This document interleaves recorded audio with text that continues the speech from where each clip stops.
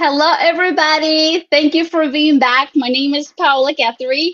I am Pao from Creating Purpose with Pao, and I want to welcome you to the Spanglish World Network and Heart Network on Single TV channels 250 and 251. Please remember to download Single TV app on the respective app stores. When you download it, please, rate it, give us a comment, let us know how we're doing our job. Single TV is totally free. You can find it in Google Chromecast, in Amazon Fire, Fire TV Stick, and Roku Stick, and all smart TVs from 2016 and forward. I'm so excited today that we have a beautiful guest. Her name is Tammy Tantilla. She is a relationship coach, personal coach, business coach with 19 years of experience training different types of leaders, at different levels. And she's also a master leader for Robbins International. And today I welcome her to the show. Thank you for being here. Thank you. Thank you. Yeah. So please share about you, your profession, so that the audience get to know you better. Well, thank you. So um, my thing is relationships, and many years ago I was in a very unfulfilling relationship, and it really sucked. And I decided that I never wanted to be in a relationship like that again. I wanted to be in a relationship. I just didn't want to be in that kind of a relationship. So that started my journey of like learning what I really wanted in relationship, what I didn't want, what my musts were, my must nevers. Like I really started to figure out what that was. And the great piece of that is I figured that out, and I now have the relationship that I really, really want in my life. And so I'm really grateful that I get to have that. And what it allows is that my husband and I, we do relationship coaching. So we help other couples be able to have relationships that really thrive and have it be what they want. So I started my coaching, actually doing coaching about 28 years ago. And I have coached tens of thousands of people. And I do, as she said, I do business coaching, individual, couples coaching, group coaching, like all those different things. And I do that because I love coaching. And I'm always looking for new information, new things that I can use in my own relationship, some really gold nuggets. And then I use them in my coaching as well. So I'm always looking for that. And I've been on an interesting journey. Like I've studied and certified in different things like neuro-linguistic programming, neuroassociative conditioning, neurocoding. I've done, DISC. I've done spiral dynamics. I've done talent dynamics. I've studied with Tony Robbins. I've studied with Alison Armstrong and Jack Canfield and Byron. Like the list goes on and on and on. And it's because I want to always make sure that I have whatever my clients, myself included, whatever we're going to need, I'm going to make sure that whatever it takes, I'm going to get them where they need to go. So all that to say that I love coaching and I love relationship coaching. Awesome. Thank you. Yes, yes. And we need it so much. It's like we need the strategies, Tammy, because as a wife and as a mom, I get trapped into that routine of being a mom more than a wife most of the time. And we team up, in our marriage, and it's like, okay, but still we get involved into our family, which is good, because we're showing our kids that we care, that we're trying, we focus on the education. Sometimes we forget about the relationship.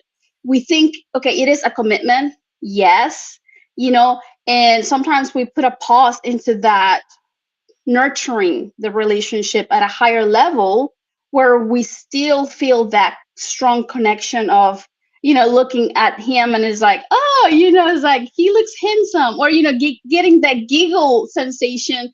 Sometimes we know that because we get busy in our everyday. So today is like I'm enjoying this conversation just right now because we're going to deliver information for those couples out there that may need awakening, or is like, oh, maybe I need to start nurturing my marriage better so that we can go back to the strong connection, looking at them and smiling instead of like, oh. I totally agree. So often I find when life gets busy with either like work and kids and all the different things that the demands that we have, there's a part of us that allows our relationship to kind of get on the back burner. There's almost a feeling like, well, they're kind of always there. So I'm just going to trust they'll always be there, and I'm going to put my focus out here. And we kind of get away from like, really, that's one of our core things, that when that's really working, everything else out there goes so much better. It just, everything seems to be so much better when we make sure that that's a priority. So, Okay. Yeah. So let's remember that. Oh, to our beautiful audience, let's remember that when our relationship with our significant other, it's in good shape, like in a good connection, strong connection, you're still smiling and giggling, then we know that everything else, it's doable. The challenging of parenting, the challenging of work are doable because you're like, your team is it's strong. So yes. So okay, so some of our young viewers are in their like are 18 years old, and they are curious to know what's the purpose of dating. well, that is a great question to ask for when you're in that process of dating, for sure. And from my belief is what's great about dating is to learn what you want and what you don't want. And again, the musts and nevers, we want to make sure that we know what those are. I'll give you an example. So maybe they must love family, but they must never be someone who yells, right? Or they must love kids, but they must never be a heavy drinker. Like, I'm just giving some like examples. Like, we want to know what those things are going into like our whole dating process, where we're like looking at people and noticing and seeing what shows up. One of the things that I think is really important to do when we're dating is to notice if our values are in alignment. And it's not that they have to be the same, they just need to be in alignment so it doesn't create conflict. So when when our values are not in alignment, then that can definitely, it causes so much stress later on. And so when we look at that up front, when we're looking for that, then we know if this is a person that's going to like really gel with us when things get rough and tough, then we know that we can come back to our values, the things that are important to us. And we also talk about, it's a great opportunity. I talk about love languages. So your viewers may or may not be aware, there's a quiz that you can take. It's about love languages. And there's basically 5 love languages. And what we want to do is discover what our own love language is, and then the person that we're dating, to see what their love language is, and start to notice about what we like to have and what we want to make sure that we're giving as well. So we give whatever their love language is. An example would be like, here's what can happen. She may be complaining and she may say, you know what? He never even gives me a card. Like, how do I even know how he feels? Like, he never even tells me. Like, I never get a card. I never get anything. And he may respond with, how could you not know that I love you? Like, I took out the garbage. I gave you a foot rub. Like, I did all these things for you. And how could you not know how I feel? So it creates some like confusion when we don't know what those love languages are, and we think we're speaking the same language, but we're actually speaking a different language. So for me, the dating process is a lot about discovery. I find I discover a lot about myself in that process. And a great way to learn more about the person that you're dating is, it's called, Pat Allen talks about it, it's called the 4 seasons. So it's going through the 4 seasons. So that would be winter, spring, summer, fall, right? And you do that with a person because each of those seasons brings different opportunities and challenges. There's different holidays, different traditions, different like how people respond to cold and warm. I mean, seem like they're simple things, but sometimes you'll notice that people show up differently as they go throughout those times.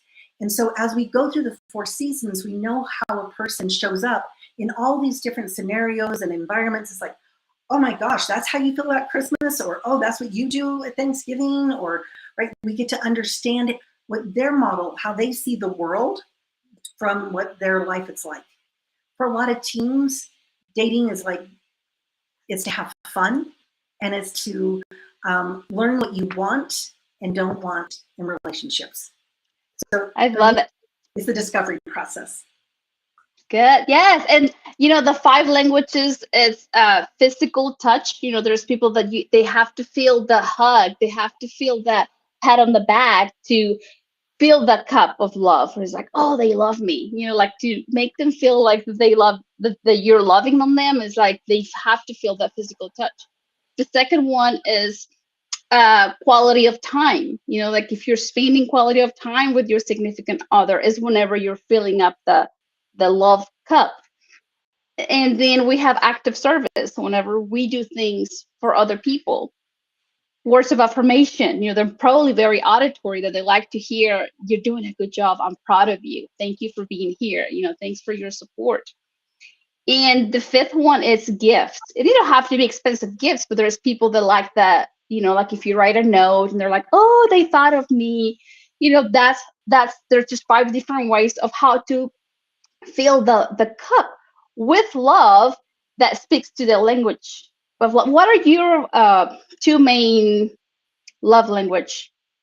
So I'm really lucky in a funny way. So just a really quick story about that. I used to think my love language was gifts because it was the language that I used to describe everything. If someone did something kind for me, I'd be like, oh, thank you for this gift. Or someone gave me a back rub, I'm like, thank you for this gift. So I thought my love language was gifts because it's what I called it. But my top two love languages are acts of service. That's why all those things that people were doing for me, right? I saw as gifts. And my second one is physical touch. And I sometimes think that can be kind of interesting in relationships because some people say, oh, in my relationship, it's physical touch. But it's also great to just notice if it's actually physical touch in the world. And what I mean by that is if you say, well, when someone comes and gives you a hug, and I say that often to guys, I'll say, so if a guy comes up and gives you a hug, is that okay? And some guys are like, yeah, I really feel like they appreciate me. Others are like, oh, heck no, back off. Right? Personal space. Personal space, right? And so it's great to notice where that physical touch actually is and what that means in your relationship. Because every language has a dialect, right? So it's like, for me, if like acts of service, like, okay, you just mentioned about gifts. They don't have to be expensive. For some people, it's like how they receive the gift or what it looks like makes a difference. For some, it's like, I have to see them regularly. I have to have a gift from you every day. Other people, it's like, you brought me roses, like I'm good, right? Like I get that you love me. So it kind of depends on what it is, and you really want to find out what those are for them. So it's a great question, like you just asked me, right? It's like, ask them, so if you're acts of service, how would you know, like what would that look like for you? Like tell me, share with me some ideas of what that would sound like, look like, feel like, whatever for you, so that you can make sure that you're matching what it is, because we often perceive it different from ourselves. Right? And now that you said that, is like something that pops to my mind is like sometimes we as women, and I'm going to include myself here, you want your significant other to know what you want. And it's like how silly I was, back then when it was like, well, he should know, me. It's like, no, it's like it's a journey. You're getting to know each other as the year passes by. So if we can have an open communication and be like, hey, I would like for our marriage to get better, get stronger. So this is what I would like, this is what it looks like to me, a stronger marriage. What does it look like to you?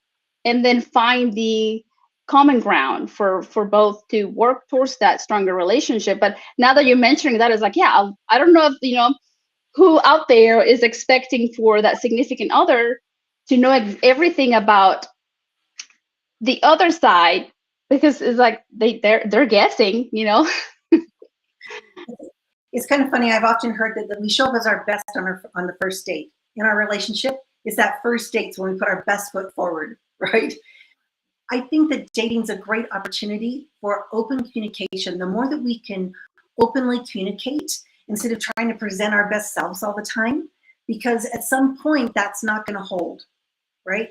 So the more that we can be authentically communicating while we're dating, we're going to get to discover who that person really is. We're going to get to discover, they're going to get to know who we really are, right? So then it kind of supports that when, if they say, hey, I don't think we're a match, then it doesn't feel, it's like oh my gosh, I was doing this facade, I was pretending I was this person, or I was putting all this, pretense on, and now that's not who they like. Of course they don't, right? So it can kind of backfire, per se, when we try to present something different than who we really are.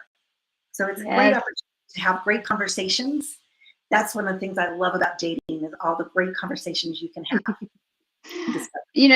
Be authentic. Yes. So some preteens and teenagers, and this is a question, it came to me from LinkedIn. It says some preteens and teenagers take rejection as a form of trauma. So how can they deal with rejection more effective in this way of a dating scenario? I would guess that most of the people listening to this call or watching this right now is they've experienced some form of rejection, right? I think we all, not even teens, but we've all had that experience of what that feels like, and it doesn't feel good. It's yucky. I get it, right? It's not a great feeling, and I think it's important that we look at it for like what it really is. First of all, how we know how we feel is by what language we give it. The words that we use to describe our experience become our experience. So it's often said that nothing has any meaning but the meaning we give it. And I'll give you an example of how that would look.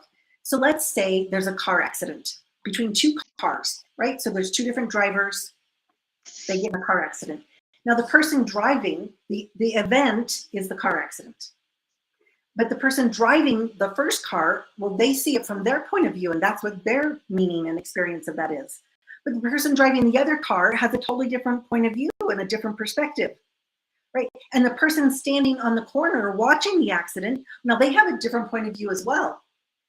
The event itself is still the car accident. Nothing's different. The facts are the same. It is what it is. But how all these different people view that experience becomes what they make that mean for themselves.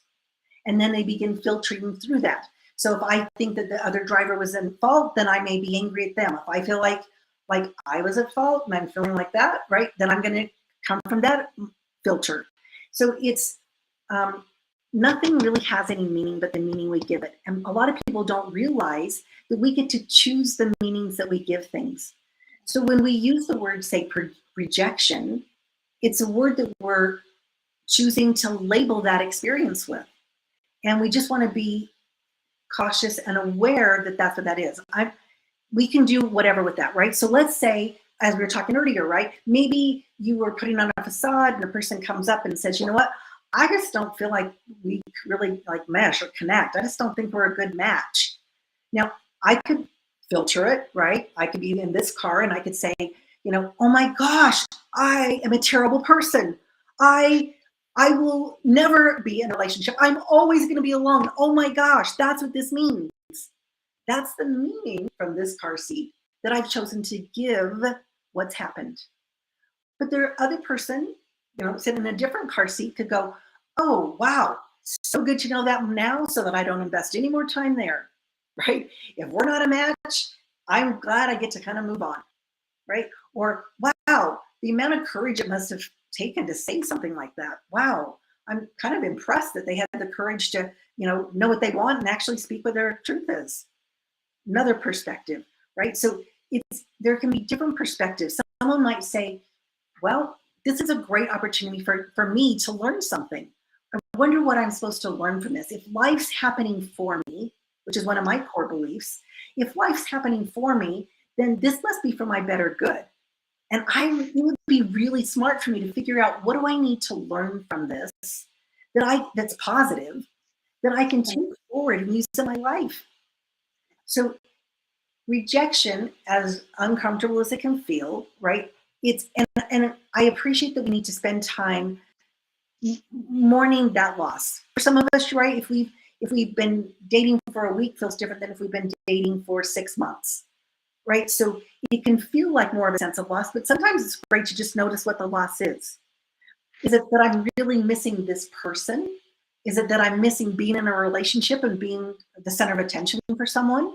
Like, what is it that I'm really missing, right? That's making me feel the way that I feel.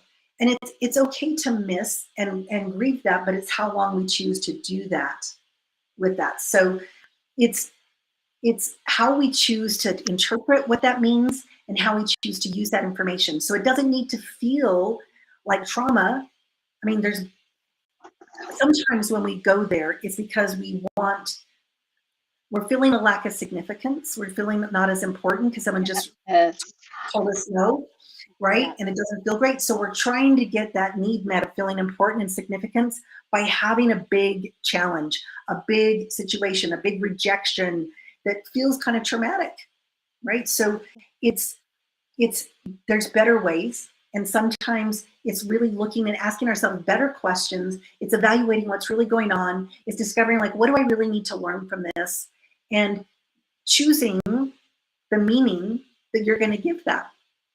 So I think that could be helpful for some teens, preteens, young adults, senior citizens, like, all of us, right? All To of just us. remember, all of us, to just remember, it's like, Uh, if life's happening for us, what's the gift in this?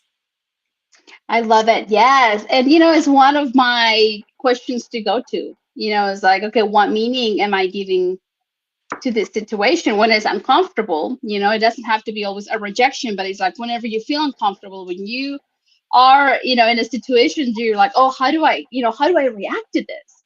Then the question is like, okay, this is happening for me. How can I show my strength, my love, my faith, my compassion, whatever your core values are, bring them to this situation and ask yourself, okay, how can I learn from this? This is happening for me. So how can I turn it around where I get to grow from this experience? And it might stink because it hurts. It's a tough situation. But if you're seeking growth, if you're seeking love, if you're seeking to become a better person, then you'll find the way. But I love what you're sharing with us because, yeah, it's the interpretation that we give to each situation that sometimes we create our own storm, our own pain, our own suffering whenever we choose a, a negative meaning, like something, oh, it's because I'm not enough, it's because I'm not skinny enough, or probably, it's like I'm not educated enough. Then your beautiful brain begins to play tricks because it's trying to give you the answer, and that take us to another show probably. But for the meaning of this question is like rejection. Tammy's asking us to ask the question, how can I interpret this in a way that's going to serve me and in a way that I'm going to grow and become a better person? Because that's the journey of life, is like, how can we become better each day so that we can serve others? So thank you for this question. Okay, so where can we find you? There is anybody here in our audience that needs a relationship coach? I know you and your husband do an amazing job. How can they find you guys? Thank you. So you can find me at my name, TammyTantilla.com. And during this call, if you hear something that like really feels valuable to you, I would love for you to go there and send me a message and tell me what it is that you found that was valuable. Um, we do individual coaching because sometimes people are in a place where they aren't in a relationship and they would like to be in a relationship, or they're just wanting to spend some time focusing on themselves. We also do relationship coaching, my husband and I. So we work with couples on creating a better relationship. Sometimes they're just needing to take it to the next level, and other times it's at a place where it's like it's time to really look at how we're going to make this even better, right? It's time to make this a priority. And then we also do group coaching. So we work with groups to go over what we call our 10 musts for a thriving relationship. And so we go through that, plus many other really great tools and strategies and distinctions and everything. So we do that in our group coaching. And so at the end of this call, I'll share with you where you can go to get the full list of the 10 must for a thriving relationship, and you can go and get that for that. So we are really passionate about helping people. Here's for me, it's kind of like the bottom line. Our relationships is where we find our greatest joy and our greatest pain. And we want to make sure that the experience that you're having in your life is not the greatest pain, but instead the greatest joy that you deserve. So we hope you'll come and find us on my website, tammytantilla.com, and we'll see what we can do to support you in having an amazing relationship. Yes, and I will share the link on the description of my YouTube video. So if you guys are enjoying this conversation, if you know of anybody that could benefit from this conversation, you can go to my YouTube channel, Paola Guthrie, and I will make sure to type the website where you can find Tammy Tantilla for more information. I personally know a couple of people that coach with her, and they have an amazing marriage. So go for it, please. So people love the idea of falling in love because we see it on movies. I mean, I love romantic movies. I get into the emotion, and it's like, what is the difference between true love and falling in love? Well, that's interesting, because when there's the process of falling in love, right? Who doesn't love that feeling at the very beginning of a relationship when everything seems new and magical, right? Yes. We love that feeling, and it can be pretty addicting to like how that feels, to like what's the new, what's different, and it's what's exciting. So there's a great piece of that. And funny enough, we don't just always have to just fall in love in the beginning. We can do it throughout our whole relationship and marriage if we choose. What happens, though, is often when we get hooked into the feeling of falling in love, then it puts us sometimes in a state of mind where we can fall in love with someone's potential. So rather than like really noticing who the person is, we begin to like imagine who we think they are and who we'd like them to be. And maybe if we just tweak them a little bit over here, they could be exactly what I want, right? So we can kind of get to this place where we're not seeing the relationship as clearly, because we're so caught up in that feeling of like, I love this feeling of falling in love. And it can pull us away from like, remember what dating was about, was like the discovery process and really evaluating, because we kind of put on some like rose-colored glasses, as they say.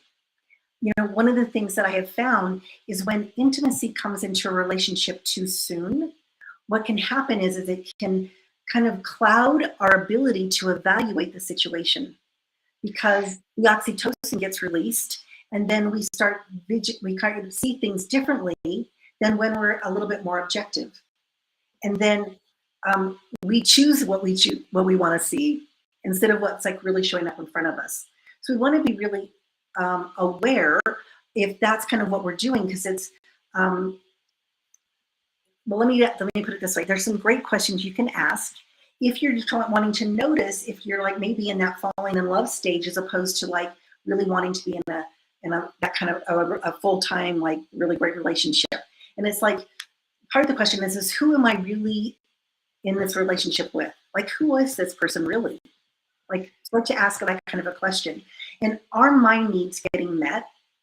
And is this continually maybe one-sided? And one-sided could be either way, where like all the attention goes to them because I'm in this crazy in love stage, and so I give them all the attention, and that, or maybe I'm demanding all the attention and I'm getting all the attention, and am I really like reciprocating that? Maybe a great question to ask. And is this a pattern that I'm noticing? It's like, oh, here I am in this space in the relationship again. Like I'm starting to notice that this is the pattern that I run. Is I get excited with falling in love, and then when it kind of shifts out of that space, then it's not so fun anymore, and what's next? If that seems to be what your pattern is, then you may want to look at some other questions, which would be like, in that relationship, what does it mean to be in this relationship with this person? Is it about that person? Is it about being in relationship? Like, is it that you're in love with the idea of being in a relationship? So what would it mean if you were not in a relationship?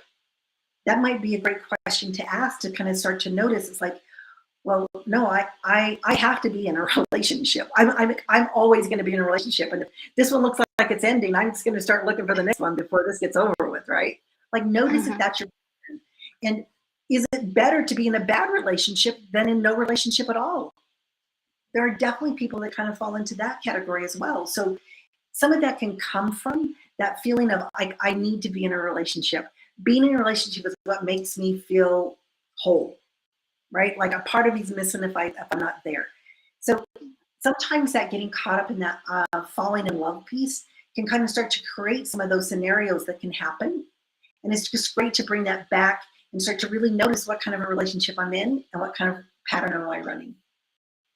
Yeah, like make sure that it's not you're not in love with the idea of falling in love, because if you're in love with the idea, then you're gonna be trapped in a relationship after a relationship without valuing you, without like the question that you're asking, who am I in this relationship with?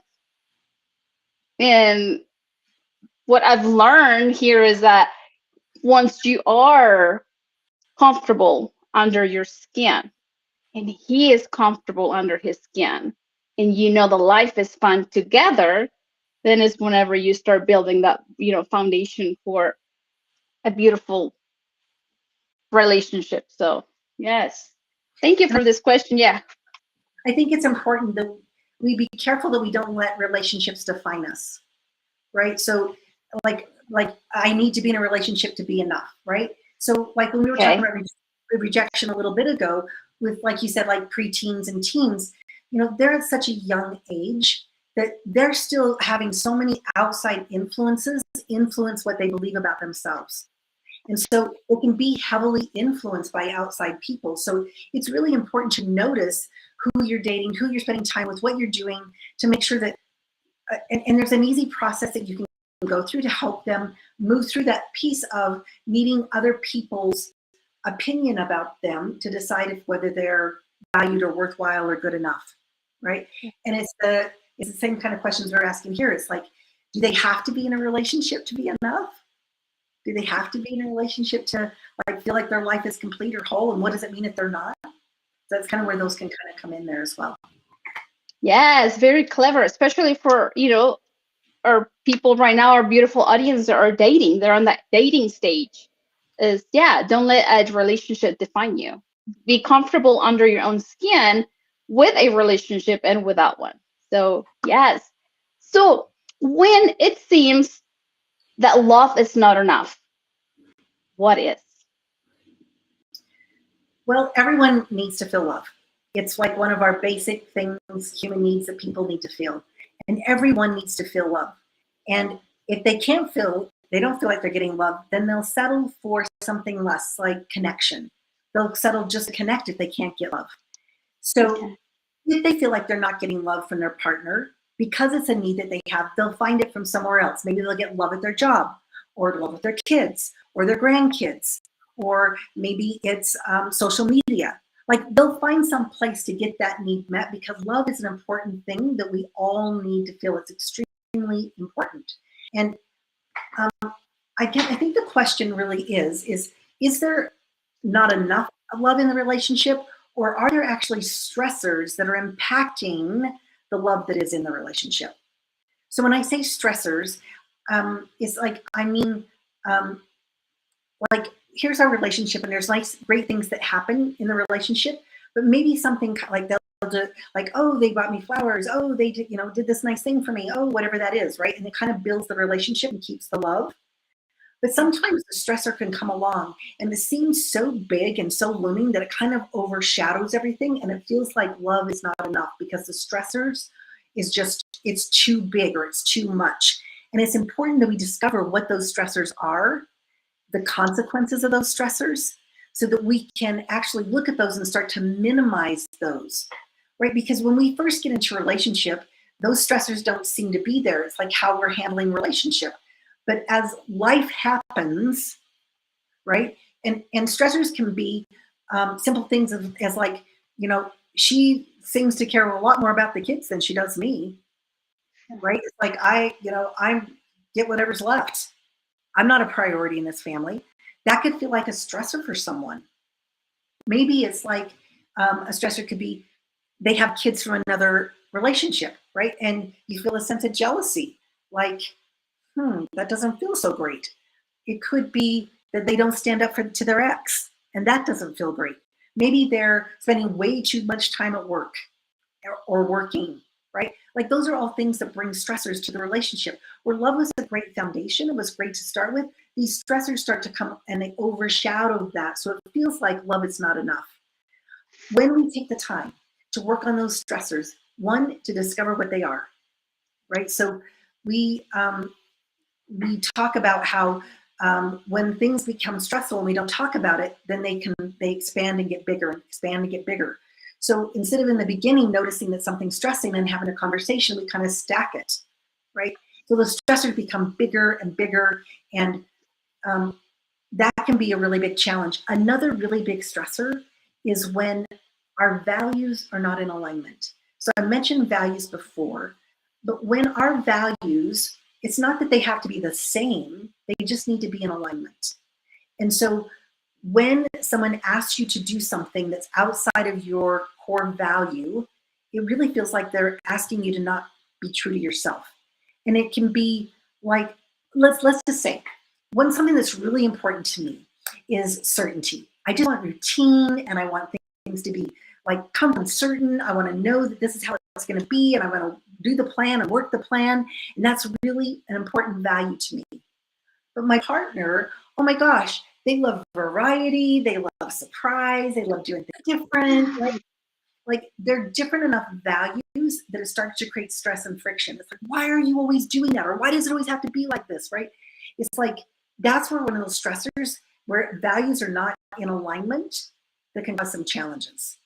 So those are going to be those stressors where it feels like I truly love this person, but I don't know that I feel that like love's enough to sacrifice who I am at my core to try to like make this work, So because they're actually don't connect very well.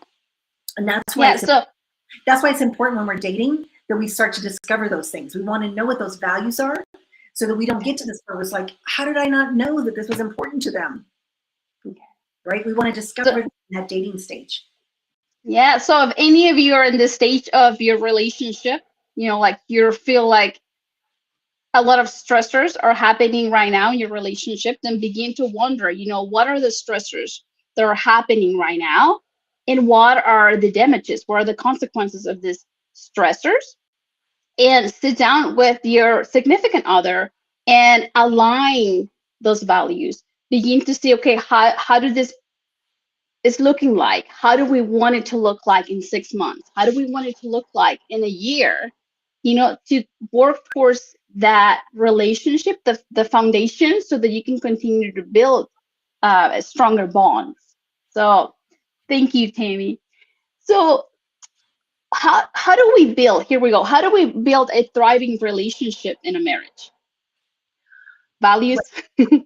So what's great is we have created that list of 10 musts for a thriving relationship. And I'm going to cover 3 of them really quickly right now. So Okay. the first one is to be grateful.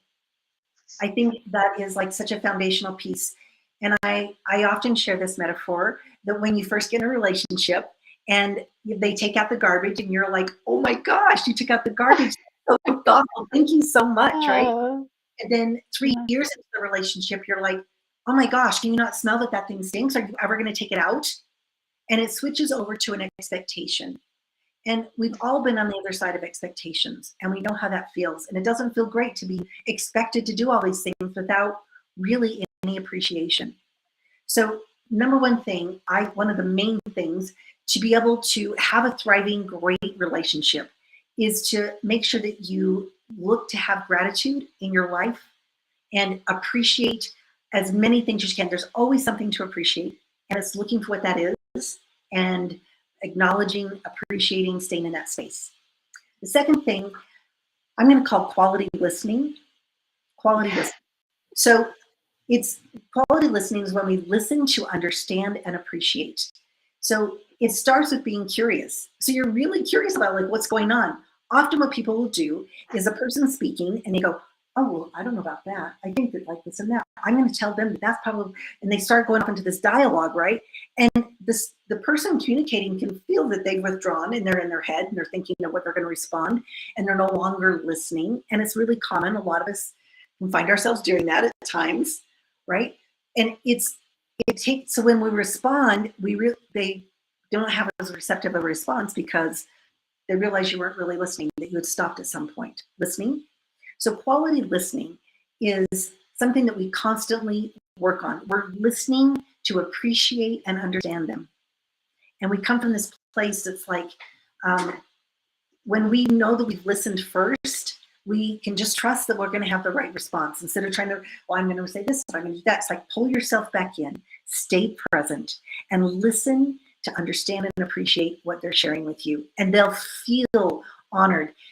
There may be nothing to even fix, right? There may be nothing that needs to be even, just sometimes just that sharing and feeling heard can solve the challenge for the person, right? They just feel, gosh, they feel so cared for. And like when you're so present with them. So quality listening. And the third thing are rituals that we do for ourselves and that we do together. So a quick example of a ritual that I would probably do for myself is when I first wake up in the morning and I open my eyes, rather than going, okay, so what needs to get done today? I need to make sure that happens. I got to get that call. Got to get this happen. Right? Start planning my day. If I stop and I go, what is like 5 things that I love about my partner? Like, what are 5 things that, yesterday, he brought me flowers for Valentine's Day. And you know what? He was kind enough to bring me a snack when I was working. And you know what else I love about my partner is I love how he sings and whistles and how happy, and I'm thinking, what did he do recently that I love about him? And then I'm much more inclined to share that with him, which starts that whole changing how that works. And maybe I'm going to ask myself the question after I think of those 5 things, what can I do today to make sure that he knows how much I love him? How can I fill up his love tank or show him that I love him? Like, what would be a good thing? And I think about it in advance and I take the time. And it's a ritual I do each day. So I make sure it stays as a part of my priority and my focus.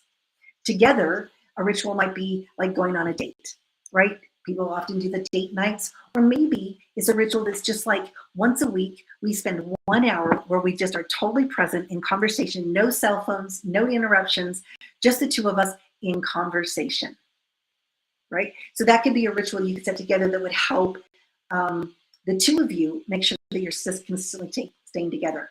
So it's being grateful, quality listening, some powerful rituals. This is like, yes. I mean, it's like 3 simple steps.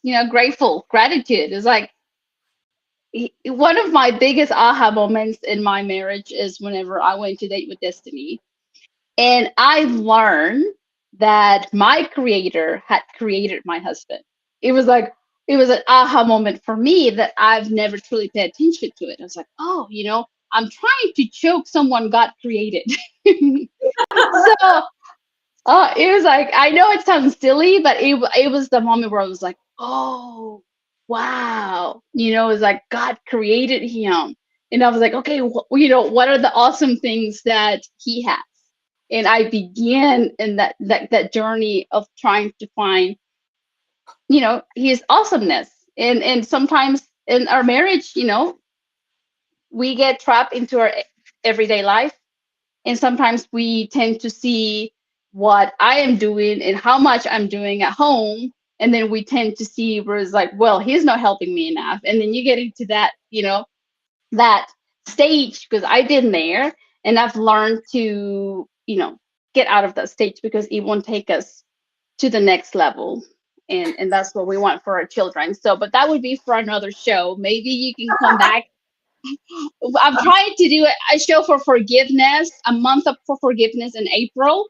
So I'll might message you and see if you have good content to help us work in that area of our life to learn to forgive more.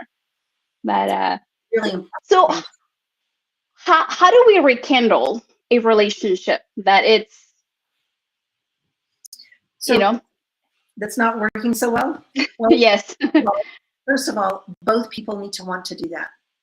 So often I end up working with one of the people of the couple, and the other person's not participating. And so it can be kind of challenging because we don't know if what they're doing is working or how it's happening.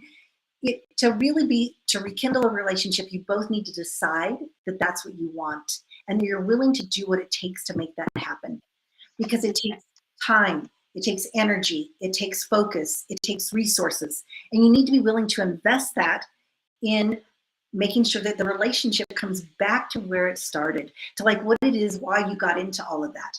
And there's certain things that can happen that create the challenge. One, right? I was mentioning before about the stacking. I call them like a pancake stack. It's those uncommunicated challenges that happen that we keep stacking, and then we're communicating through this like, I'm so dang frustrated, right? So that's one of the things that can happen, and it's lowering that stack. It's like looking at each of those things and saying, creating a place to communicate. So one of the really great communication tools, and it's part of our top 10 musts as well, is open and honest, safe communication. So it's important that we're able to communicate in a place that's open, that there's the space to be able to say what's true for me, and not in an unkind way, right? So being honest with that is telling you my truth, but doing it in a way that's kind, in a way that not brutal and harsh and all that kind of stuff, but in a kind way. So when I'm open and I begin to communicate openly what's going on for me, and I'm doing it from a truthful place, and I do it from a kind place, and I know that it's safe to do so. So sometimes what's happened in the past, and a lot of times when there's challenges in relationships, I told you how I felt and I got punished. Right? So then this punishment, like this fear that like I'm going to be judged, I'm going to be criticized, I'm going to be like, it's not safe to tell you how I really feel. That's what starts those stacks, right? Doesn't feel safe to tell you how I feel or what's really going on. So it's committing to open, honest, and safe communication. And when you've committed to that and you are thankful, right? It's like maybe they tell you something you don't want to hear, but it's like noticing what's their intention behind it. Maybe it's to help me notice a blind spot. Maybe it's to help me be aware of something that I wasn't even aware of. And when I can appreciate that and come from a place of like, thank you for letting me know. Thank you for being open with me. I'm glad I can always count on you for that. It starts to help that stack come down. And when that stack comes down, it starts to lessen the intensity, the energy, the stuff that came from that, because typically both people have those stacks, right? And it's like, it doesn't feel great. And so those are a couple of the things. Again, coming from a place of gratitude, right? We can get really critical when a relationship's not working. And it's coming back to that place of gratitude of, if nothing else, they're still here, right? So if I can't find anything else to be grateful for, they're still here and they're still in, right? They haven't left the relationship. So they obviously, I can take that assumption that they want it to work, but let's communicate that we both want this to work, that we want to make this relationship work. We're going to do the work to make that happen.